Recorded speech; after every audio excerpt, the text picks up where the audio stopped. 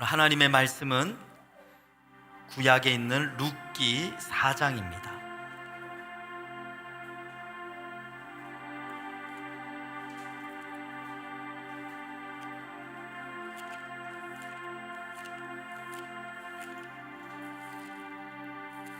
룻기 4장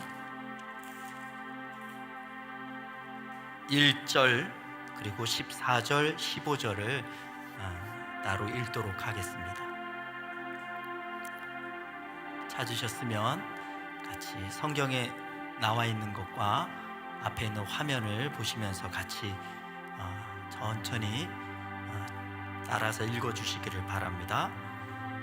보아스가 성문으로 올라가서 거기 앉아 있더니 마침 보아스가 말하던 기업 물을 자가 지나가는지라.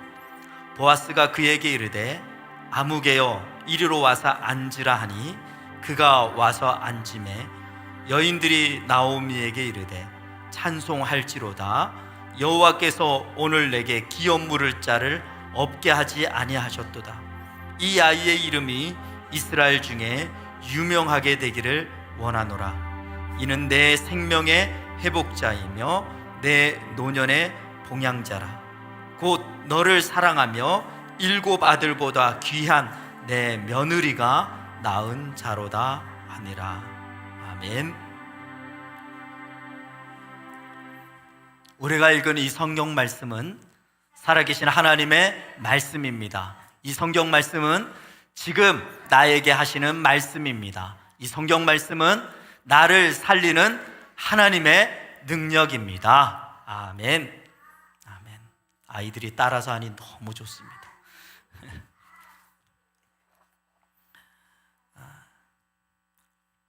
룻기 3장 18절을 가지고 지난주에 보아스가 나오미와 룻의 일을 해결하기 전까지는 쉬지 않을 것이다 라는 표현을 하고 4장에서는 바로 보아스가 이 일을 해결하기 위해서 자기보다 기업물을 우선순위가 있는 사람을 만나기 위해서 성문에서 그 사람을 찾고자 지나가는 사람을 살펴보고 있습니다. 4장 1절에 보아스가 성문에서 기업물을 자기보다 우선순위가 있는 그 아무개라고 하는 사람을 만났다라는 것은 지나가다가 우연히 만난 것이 아니라 제가 이스라엘에 가보니까 그 성문이라는 데가 마을 입구예요. 거기에 사람들이 지나가는 큰 크든 작든 문이 있는데 그 마을의 메인 통로가 되는 곳인데 그 마을의 왕이나 재판을 할 수 있는 사람이 그 문 옆에 자기 자리를 앉고 앉아 있는 거예요. 그러면 지나가던 사람들 중에 좀 억울한 사람이면 바로 거기에 가서 말할 수가 있는 거예요. 그러니까 그 자리는 그 지역의 유지들 또는 어떤 정치인이나 권세 있는 사람들이 있는 자리가 거기에 따로 있더라고요. 그러니까 보아스도 거기에 딱 기다리고 있으면 그 마을에 지나가는 사람들을 다 볼 수가 있는 거예요. 그래서 보아스는 그 자리에서 그 사람이 지나가기를 기다리고 있었던 겁니다. 우연히 만나기를 기다린 것이 아니라 거기에서 그 사람이 지나갈 시간과 장소를 알고 그 사람을 기다렸던 겁니다. 그리고 그 사람을 만났어요. 그리고 성경에 보면 그 사람 외에도 쭉 읽어보면 장로 10명, 증인으로 세울 장로 10명을 거기에 같은 자리에 모시게 됩니다. 이런 것들은 보면 어떻게 되냐면 그냥 마침 다 있었던 게 아니에요. 그 보아스도 거기 있고 그 아무개도 거기 있고 마침 보니까 장로들도 옆에 쫙 있고 이런 애니메이션 같은 상황이 아니라 보아스는 이런 상황을 만들기 위해서 자기의 시간과 노력을 집중했던 겁니다. 다시 말하면 룻기 3장 18절에 말하고 있던 대로 나오미가 말하기를 가만히 있어보자. 보아스는 자기가 한 이 말을 지키기 위해서 실행하기 위해서 그는 쉬지 않을 것이다 라고 말했던 그 말처럼 보아스는 실제로 이 일을 이루기 위해서 자기의 시간과 상황을 다 여기에 지금 투자하고 있었던 겁니다. 계속해서 말씀을 드리지만 성경의 룻기에 나오는 이 보아스라는 인물은 제가 그냥 느낌으로 그러는 것이 아니라 성경학자들이 단호하게 말하기를 이 보아스를 봐라. 이 사람의 역할과 이미지가 바로 예수 그리스도를 그대로 보여주고 있다라고 그렇게 말하고 있습니다. 예수님은 공생의 3년 동안 인류를 향한 그 애정을 보여주셨습니다. 사람을 만나고 설득하고 설명하고 병을 고치고 하나님 나라를 가르쳐 주셨습니다. 자, 예수님은 이 일에 대해서 게으르지 않으셨습니다. 제자들이 이런 예수님의 삶과 열정적인 태도에 대해서 계속해서 증언하고 있고, 예수님조차도 봐라, 나는 내가 편히 쉴 어떤 장소를 따로 마련해 두지도 않는다라고 말합니다. 예수님의 행적을 쭉 보면 예수님은 정말 잘 시간도 없는 사람처럼 그렇게 살아가고 있었습니다.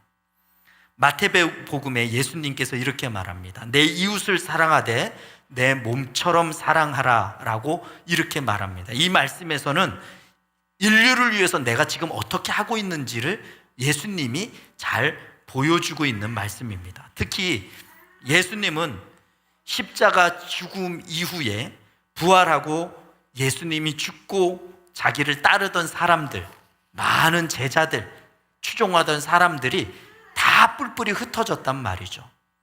그 사람들에게는 이 예수를 따르면 뭐가 될 거라고 기대했지만 어느 날 갑자기 그렇게 따르던 예수님, 이스라엘의 회복자요, 이스라엘을 구원시켜줄 이 사람이 어느 날 갑자기 저렇게 허망하게 대항 한번 못 해보고 십자가에서 처참하게 죽었단 말이죠.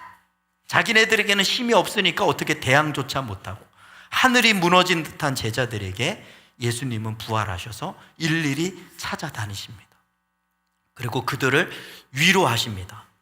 그리고 성경에 보면 절대로 그들에 대해서 다그치거나 질책하거나 이럴 줄 몰랐다, 너 내가 다시 봐야겠다라고 그렇게 말하지 않았습니다. 오히려 이런 뜻으로 말합니다. 나는 이미 너희가 그럴 줄 알았어. 너희가 그럴 줄 알았어. 그럴 줄 알았어. 이것은 우리가 쉽게 말하는 내 그럴 줄 알았어 너 라고 말하는 투가 아닙니다. 이미 예수님은 제자들에게도 너희가 나를 떠나게 될 거야, 나는 죽게 될 거고 너희는 다 떠나게 될 거야 라고 미리 말씀하셨고, 또 부활하신 후에도 제자들에게 가서 거봐, 내 말이 맞지? 너희는 그런 약한 존재야 라고 하는 것처럼, 질책하는 것처럼 너 그럴 줄 알았어 라가 아니라 나는 알고 있어, 네가 어떤 연약함이 있는지를 알고 있어 라고 말하는 겁니다. 그리고 그 연약함에 대해서 네가 그래도 날 사랑하지? 라고 말합니다. 그것이 가장 잘 나타내 주는 것이 베드로를 만났을 때입니다. 베드로를 만나서 이렇게 말합니다. 너 나를 사랑하니? 라고 말합니다. 그랬더니 베드로는 예수님을 부인하고 떠나간 그 자책감이 있잖아요. 얼마나 미안했겠어요. 얼마나 죄송했겠어요.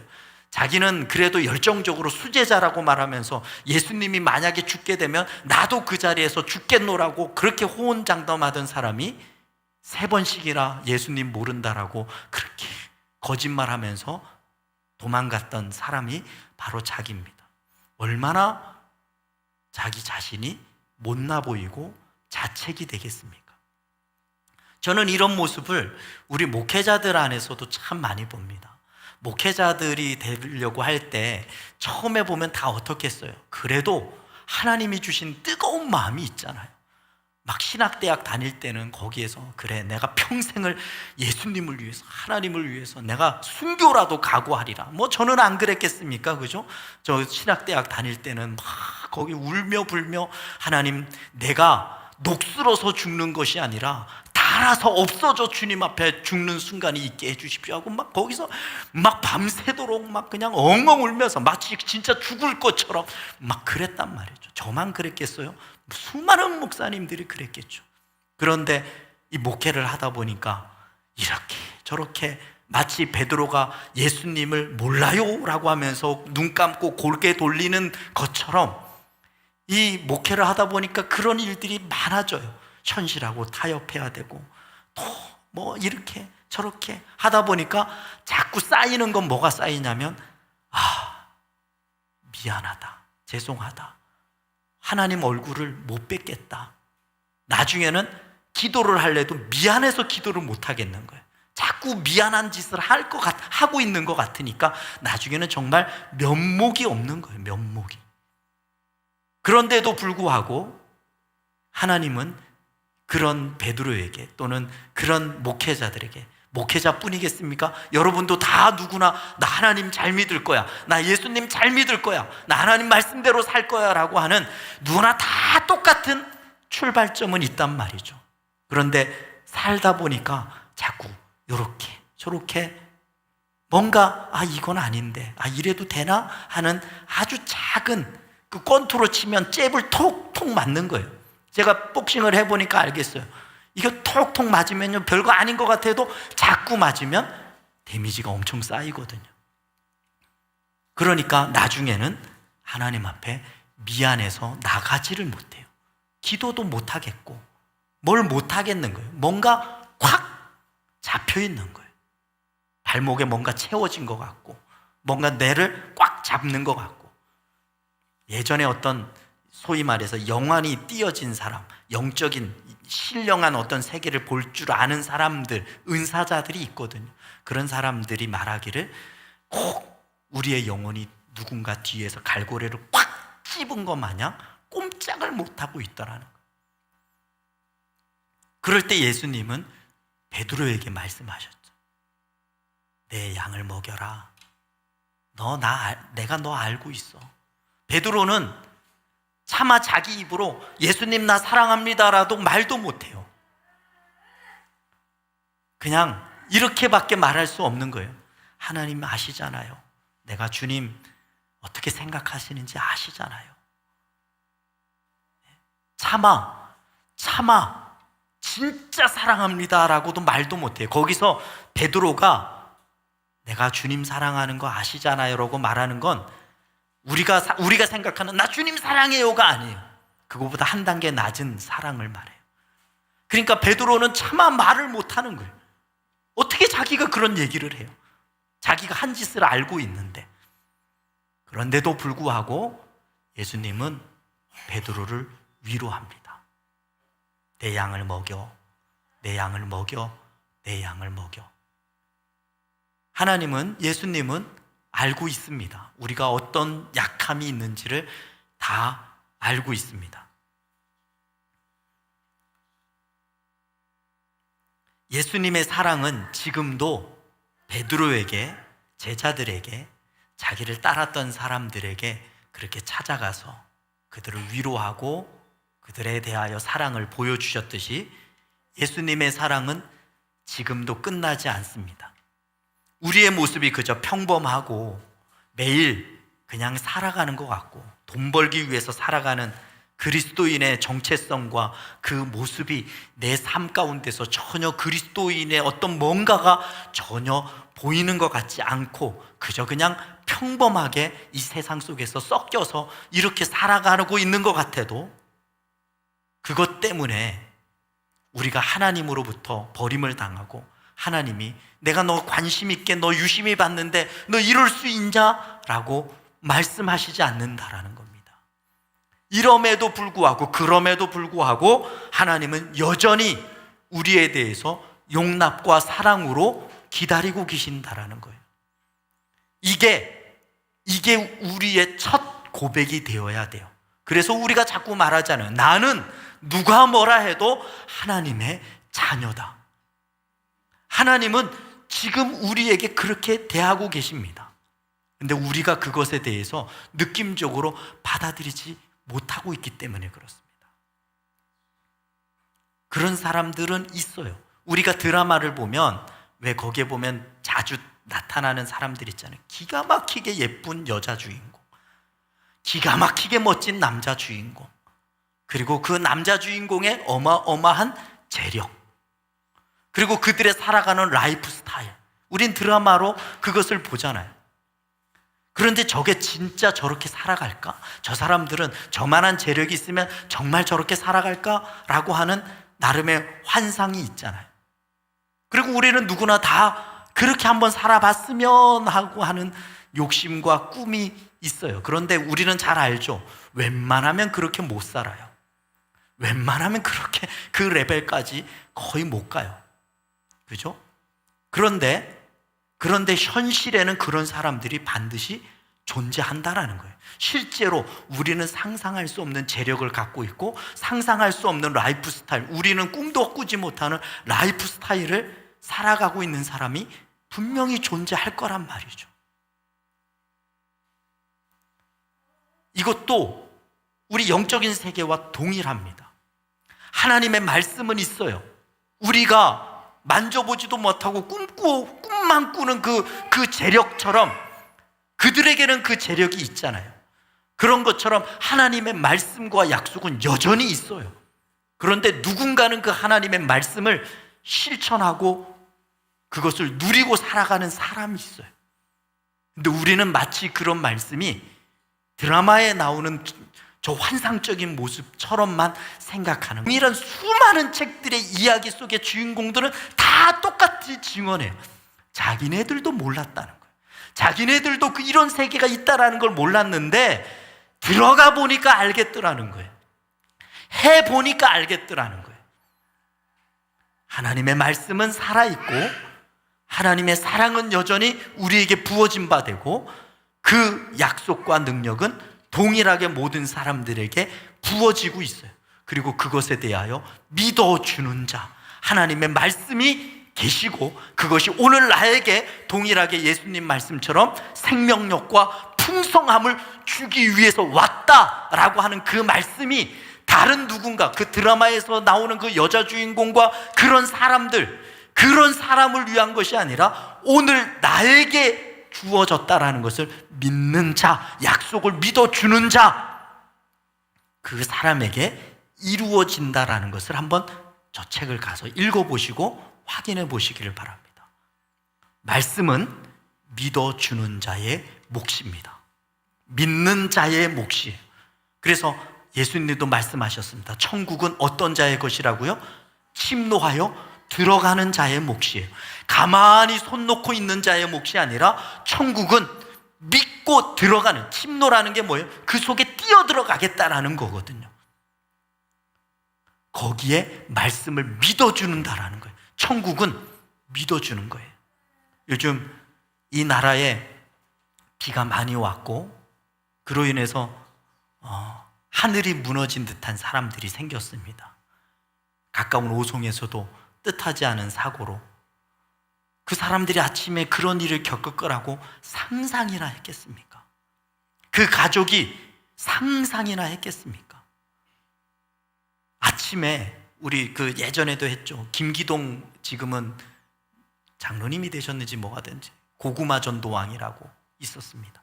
그분은 예수 믿지 않을 때 부인이 교회를 다니고 자기는 사업을 하면서 돈 좀 있고 자기 자신을 믿어야 산다라고 그렇게 떵떵거리고 살 때 어느 날 주일 아침에 가족끼리 여행을 가고 싶은 거예요.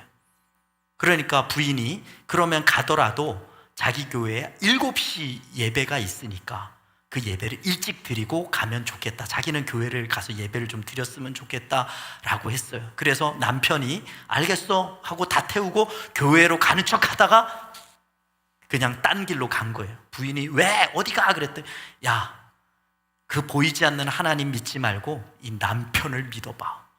그러면서 그 길로 자기가 가려고 했던 여행지로 가다가 중앙선을 넘어오는 차와 정면 충돌을 한 거예요. 그래서 가족이 정말 다 죽을 뻔한 거예요. 자녀들은 그 파편 때문에 얼굴에 흉터가 여전히 많이 남아있대요. 그때 당시, 지금은 수술을 해서 어떻게 된지 모르고 자기도 거의 죽을 뻔해요. 가족이 완전히 죽을 뻔한 거예요. 그리고 병원에 가서 가족들이 생사로 오락가락하는 그 치료 현장에서 이 김기동 목사가 거기서 하나님을 찾은 거예요. 거기서 매달릴 때가 마누라가 믿던 하나님밖에 없잖아요. 신이라고는 마누라가 믿는 하나님밖에 알고 있는 신이 없으니까 거기서 하나님 제발 살려달라고 그렇게 해서 하나님을 만나기 시작한 거예요. 그리고 나중에 다 치료가 되고 교회를 가서 하나님 말씀 듣고 보니까 참 그럴듯하고 설득력도 해서 그 다음부터 이제 교회를 다니기 시작한 거예요. 그런데 그렇게 다니면서 사람들을 보니까 교회는 다니는데 다들 하나님을 경험하지를 못하더라는 거예요.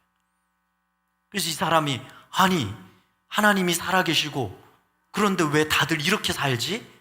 라고 해서 자기가 전도하면서 경험한 하나님을 말하기 시작한 거예요. 거기에 보면 참 놀라운 일들이 많죠.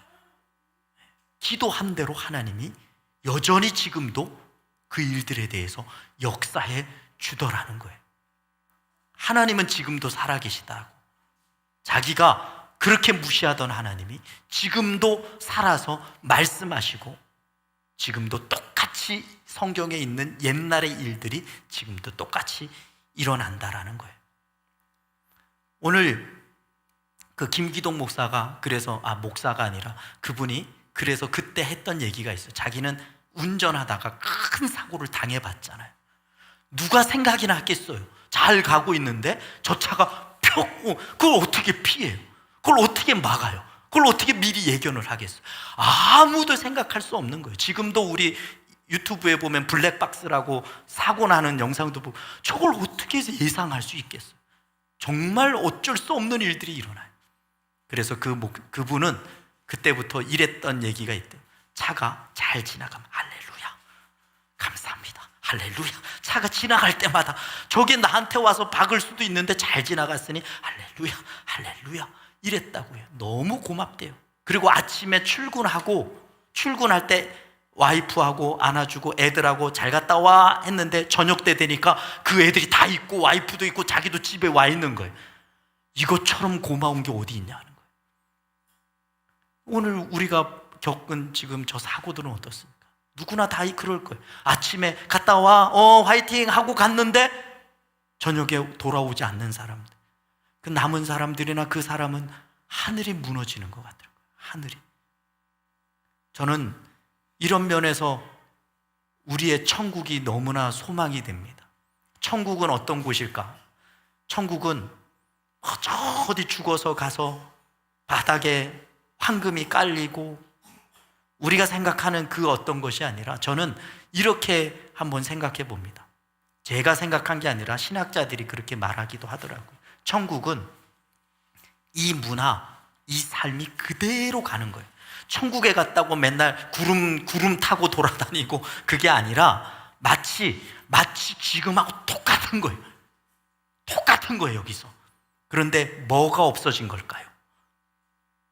고통과 질병과 두려움과 위협과 죽음이 없어진 거예요. 우리가 이 땅에 살면서 우리를 짓누르는 게 뭐예요? 가장 흔한 것들은, 제일 힘든 건 일단 죽음이죠. 그 죽음으로 파생된 많은 두려움들, 질병, 위협, 사고, 또는 강도, 또는 재물에 대하여 배고픔, 이런 것들이잖아요. 우리가 알고 있는 좀 부정적인 것들이 완전히 제거됐다고 한번 생각해 보십시오. 그리고 좋은 것만 남은 거예요. 심지어 이렇게 생각해 볼 수 있지 않을까요? 우리는 먹는 거에서도 맛은 있는데 이거 먹으면 건강에 안 좋대, 뭐 그런 거 있잖아요. 그죠? 정말 맛이 있는데. 그런데 만약에 천국에 갔는데 그게 그 맛있는데 몸에 안 좋다고 생각했던 그거, 이제는 그거 마음껏 먹어도 전혀 걱정이 없는 거예요. 그것이 내 건강을 해칠 거라는 1도 걱정이 없는 곳, 그런 게 있잖아요.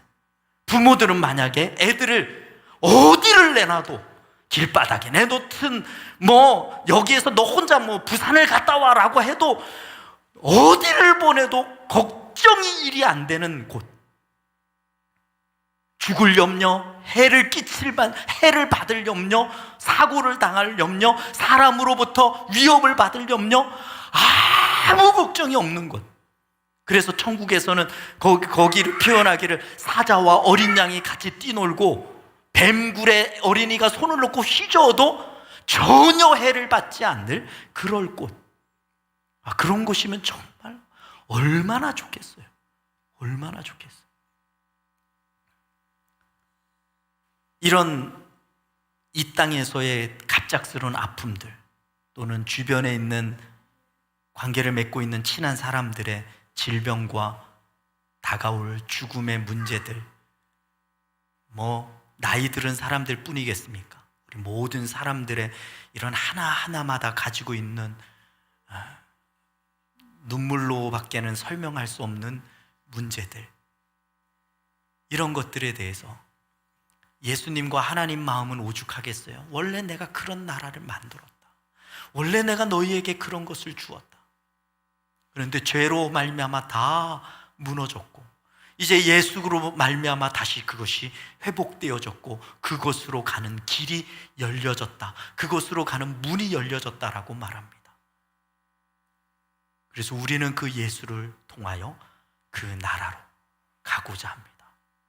그런데 고맙게도 하나님은 그렇게 말씀하십니다. 그 나라는 죽어서 가는 나라만이 아니라 이 땅에서도, 원래 내가 이 땅에서 만들려고 했지 않냐, 그러니 너는 이 땅에서도 하나님의 나라를 누리다가 와라라고 말씀하십니다. 그것의 절대적인 방법이 무엇이냐면 기도더라고요. 기도예요. 그래서 기도는 관계예요. 기도는 주문처럼 내가 뭔가 간절하고 많이 외워서 되는 것이 아니라 하나님은 내 가까이 와라라고 말해요. 호세아에서, 제가 요즘 계속 구약에 있는 선지서들을 읽고 있는데 거기에 보면 하나님의 아주 피 묻은 외침이 있어요. 내 가까이 와라라고 말해요. 이스라엘아, 내 가까이 와라라고 말해요. 이것은 뭐예요? 관계예요. 하나님 나라를 통해서 얻고자 하는 것들이 있다면 너는 내 가까이 오라는 거예요. 기도는 이 관계를 가까이 가게 하는 거예요. 기도를 하지 못하면 이 관계가 서먹서먹해지는 거예요. 우리 사람의 관계도 그렇잖아요. 아무리 친했어도 오랫동안 전화 안 하면 그 관계가 서먹하잖아요. 동일한 겁니다. 하나님은 가까이 하는 자가 복입니다. 기도는 그 관계를 나아가게 하는 거예요. 그래서 여러분 저 책을 읽고 나중에 힌트를 얻으시겠지만 기도를 하실 때 난 뭘 기도하지? 그렇게 기도할 내용이 딱히 없다면 그냥 하나님 앞에 앉으십시오. 우리 교회에 나와서도 해도 되고 항상 문은 얼마든지 열 수 있으니까 여기에서 해도 되고 집이든 어디든 할 기도가 없으면 그냥 하나님, 그리고 유튜브로 잔잔한 음악이든 좋아하는 찬양 틀어놓고 하나님, 그리고 눈을 감고 하나님 이러고 해보십시오. 자꾸 딴 생각이 나면 잠깐 다시 하나님 하고 하나님, 그리고 이렇게 하시는 게 좋을 것 같아요. 제일 좋은 건 하나님은 나에게 어떤 분이신가? 예수님은 나에게 어떤 분이신가? 왜 그런 찬양이 있잖아요. 예수님은 누구신가? 우는 자의 위로와. 그럼 하나님, 나의 눈물을 아시지요? 내 삶에 대하여 내가 걱정하는 부분의 눈물을 아시지요? 하나님, 그러면 나의 위로가 되어 주셔서 감사합니다. 하나님, 나의 위로가 되어 주셔서 감사합니다. 예수님은 누구신가? 병든 자의 강함과. 그러면 또 그렇게 하나님은 나의 강함이 되어 주십니다. 하나님은 나의 건강이 되어 주십니다. 예수 그리스도의 이름으로 명하노니 내 육체의 모든 세포들은 예수의 이름으로 강건하여질지어다. 이런 식으로 기도하십시오. 그냥 이렇게 시간을 자꾸 늘리십시오. 자꾸 그렇게 늘리시면, 그리고 예수님, 그분은 나에게 어떻게 하셨나? 그분은 나를 얼마나 사랑하시나? 그리고 그렇게 하다 보면 내가 어려웠을 때, 내가 힘들었을 때 예수님은 어디 계셨지? 그때 왜 나를 안 도와주셨지? 라고 하는 원망도 일어날 수 있어요. 그런데 그때 한번 더 깊게 들어가 보십시오. 그러면 모든 성령의 조명이 뭘 하고 있냐면, 그때 내가 어렵고 힘들어 울고 있을 때, 그때 내가 힘들었을 때 옆에서 함께 계신 주님을 반드시 조명하시게 될 겁니다. 나오미는 하늘이 무너진 듯 했겠죠. 남편도 잃고 두 아들도 잃었어요. 재산도 다 잃어버렸어요. 정말 하늘이 무너진 것 같습니다. 아마 제 생각에는 나오미가 다시 고향으로 갔을 때 두 며느리가 다 같이 안 가고 나오미만 왔다면 나오미의 인생은 어떻게 됐을까요? 만약에 여러분 같았으면 어떻게 했을까요? 살고 싶었을까요? 살 힘이 있었을까요? 무슨 희망이 있고 무슨 의지가 있었겠어요? 다 떠났는데 죽지 못해 사는 것, 정말 죽지 못해 사는 인생이 되었을 겁니다. 그나마 룻이 쫓아갔단 말이죠. 그래서 오늘 14절에 보면, 15절에 보면 뭐라고 말하냐면, 동네 사람들이 나오미에게 말하기를 이는 7 아들보다 귀한 며느리다라고 말해요. 이스라엘 사람들에게 7이라는 숫자는 완전수거든요. 그러니까 완벽한 아들보다도 귀한 며느리다라고 이렇게 말하는 겁니다. 이런 귀한 며느리가 오늘 예수님처럼 우리의 옆에서 우리를 따라가는 거예요. 우리가 죽지 말라고, 끝내지 말라고, 계속해서 삶을 살아가라고 예수님은 이렇게 우리를 돌보십니다. 룻이 따라왔기 때문에, 그리고 하나님께서 은혜로 보아스를 만나게 해주셨기 때문에 나오미에게는 무너진 하늘 속에서도 솟아날 구멍이 생긴 거예요. 이 룻이 난 아기는 이제 나오미의 아들이 되는 거예요. 룻이 낳았지만 법률상으로는 나오미의 아들이 돼요. 그래서 나오미의 아들로서 그 가문을 계속 이을 수가 있는 거예요. 돌아간 두 아들 대신에 셋째 아들이 되는 거예요. 그래서 그 가문을 잇게 되는 거예요. 그러니 나오미는 이제 솟아날 구멍이 생긴 거예요. 그러니 하나님은 룻과 보아스를 통해서 나오미에게 오늘 보여준 것처럼 우리에게도 동일하시리라고 믿습니다. 그렇게 믿습니다. 우리 같이 한번 찬양을 하나 해볼까요?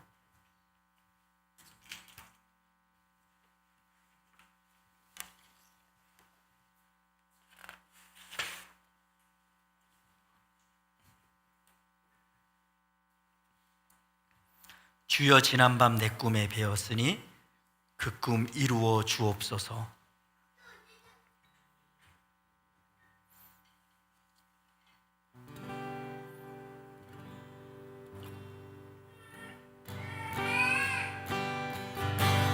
주여 지난밤 내 꿈에 배었으니 그 꿈 이루어 주옵소서.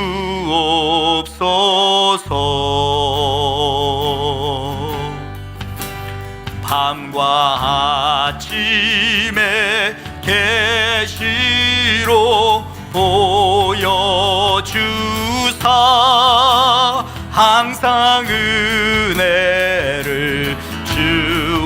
주옵소서.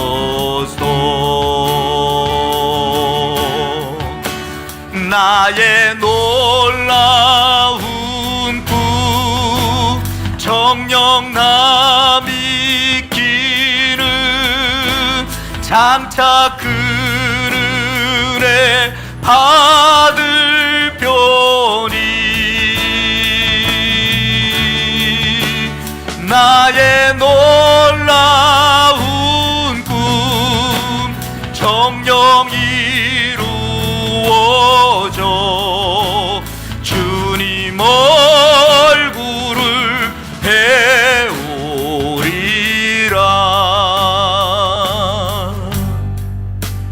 마음 괴롭고 아파서 낙심될 때 내 영광을 주셨으며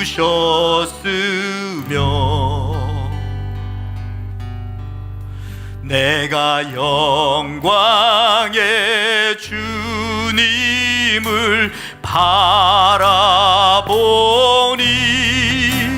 앞길 환하게 보이로다.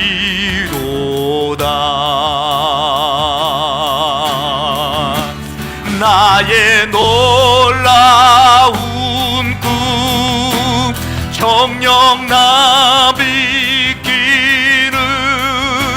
장차 그늘에 받을 편이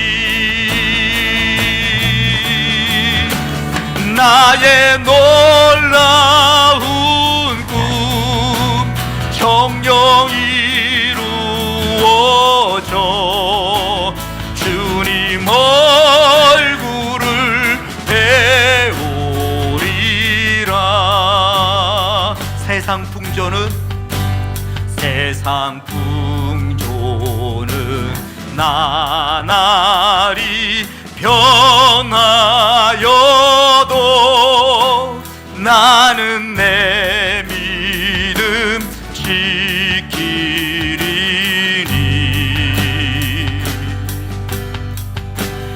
인생 살다가 죽음이 꿈 같으나 오직 내 꿈은 참되리라.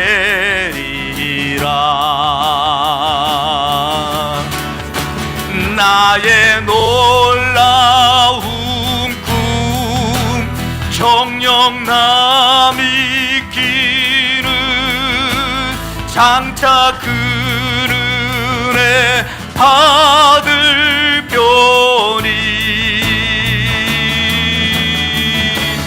나의 놀라운 꿈 정녕 이루어져 주님 얼굴을 배우리라. 나의 놀라운 꿈 정녕 남이 기는 장차 그늘에 받을 편이 나의 놀라운 꿈 정녕 이루어져 주님 얼굴을 배우리라. 아멘. 기도하시겠습니다.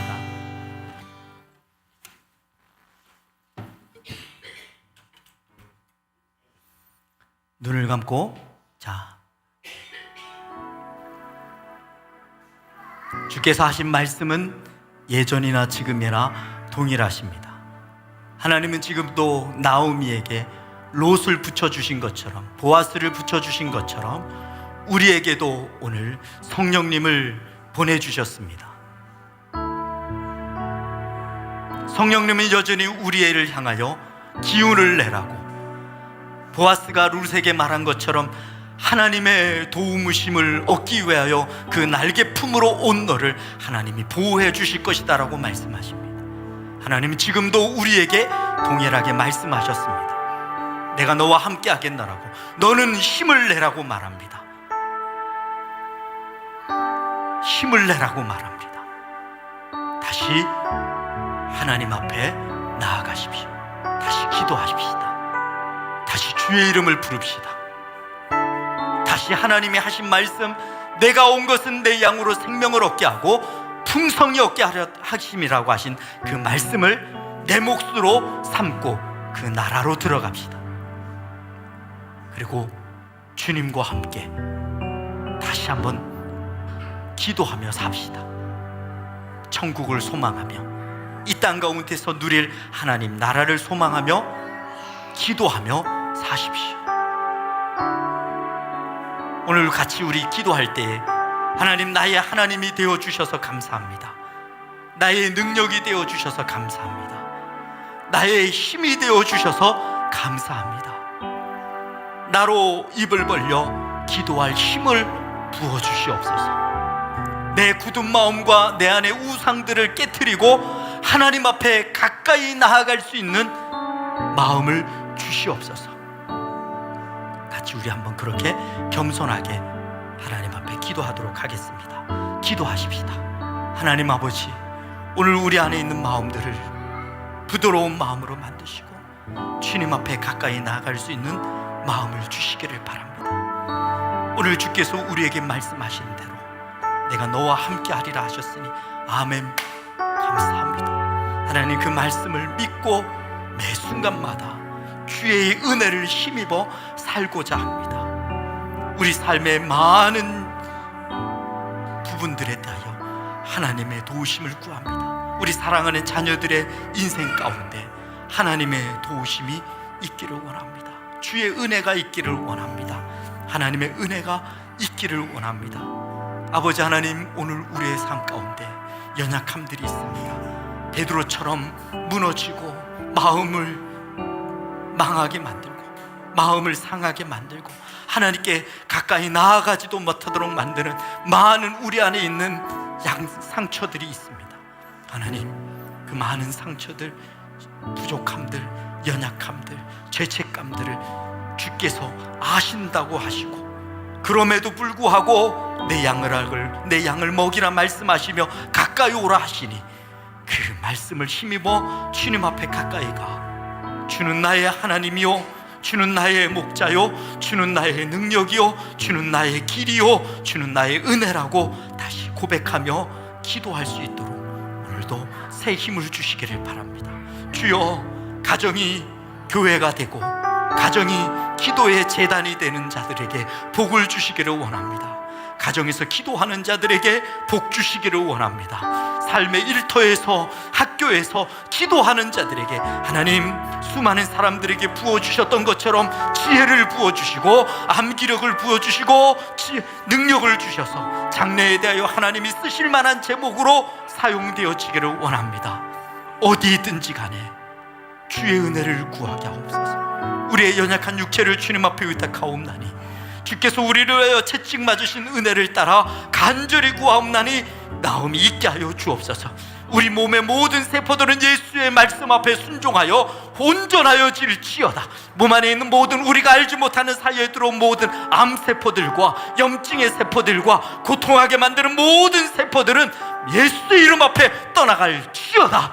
떠나갈지어다. 떠나갈지어다. 주의 은혜로 우리를 사로잡으시옵소서.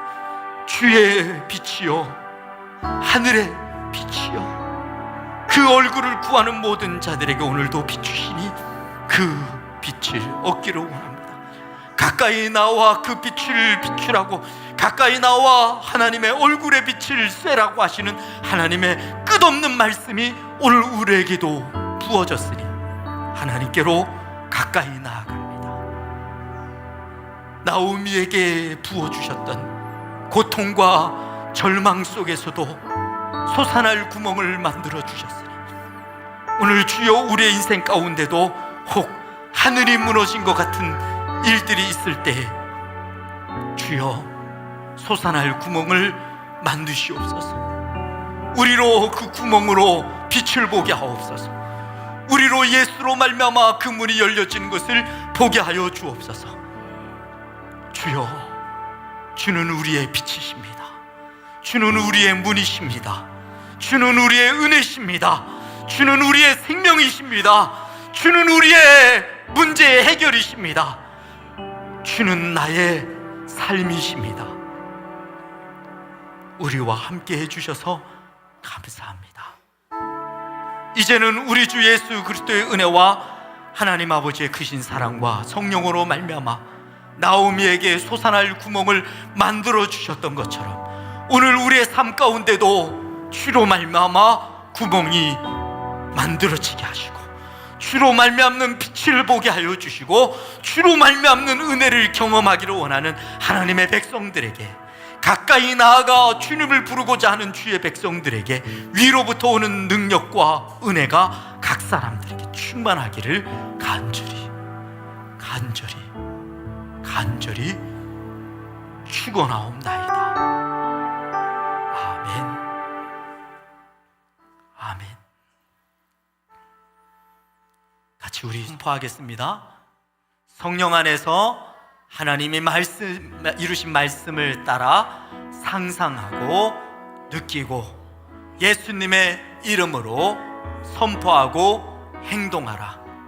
나는 누가 뭐라 해도 하나님의 자녀다.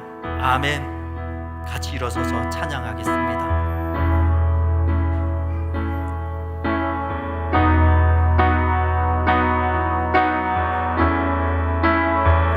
예수의 길,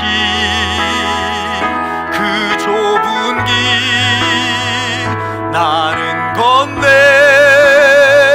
주 손잡고 그 무엇도 두렵지 않네. 주님 주신 약속 내게 있으니 세상의 길 그 험한 길 승리하네. 성령으로 그 무엇도 바라지 않네. 저 하늘에 내 소망 있으리. 예수의 길, 예수의 길, 그 좁은 길 나는 건네 주 손잡고 그 무엇도 두렵지 않네. 주님 주신 약속 내게 있으니 세상의 길 그 험한 길 승리하네. 성령으로 그 무엇도 바라지 않네. 저 하늘에 내 소망 있으리. 저 하늘에 내 소망 있으리. 아멘.